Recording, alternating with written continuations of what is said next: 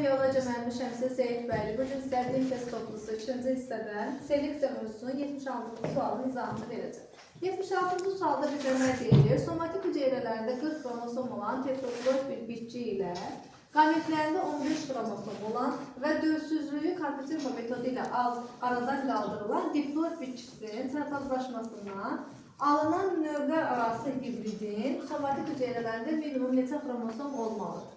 Baxın uşaqlar, biz birinci uzun görünməsinə baxmayaraq, birinci baxaq görək nə istəyir bizdən. Somatik hüceyrəsində 40 kromosom olan tetraploid bitkidir. Yəni birinci bitkimiz 4 bərabərdir 40-a. Bu birinci bitkimizdir.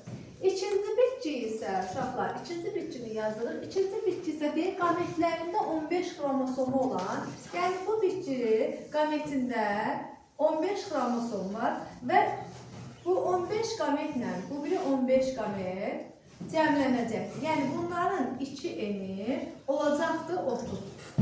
Bu bitkiyə, ikinci bitkiyə Karpachenko metodu tətbiq ediblər. Yəni 4 enini 60 ediblər. Karpachenko metodu tətbiq etdikdə 2 dəfə artırırıq. Deməli uşaqlar, ikinci bitkimiz isə 4 en bərabərdir 60-a. Sonra bizdən soruşdur ki, bu bitki ilə bu bitkinin çaprazlaşmasından alınan hüceyrələr, somatik hüceyrədə minimum nə qədər kromosom olar?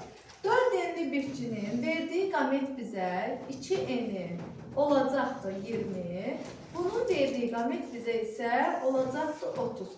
Yəni bu qametləri birləşdirəcək, olacaqdır 4 en bərabərdir 50-yə. Düzgün variantımız D variantı olacaqdır. Yenə sizi burada çaşdıran nə ola bilər? Uşaqlar, ikinci bitkinin qametlərini götürüb birləşdiririk. Alırıq ki, 2 eni 30'dur.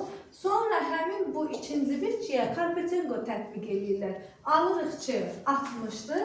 Tapdıq ki, ikinci bitki Karpachenko tətbiq edilib 4 eni 60'dır və birinci bitkimizin 4 eni 40'dır. Sonra bunlardan qamet alırıq və aldığımız bitki tetraploid bitki olur.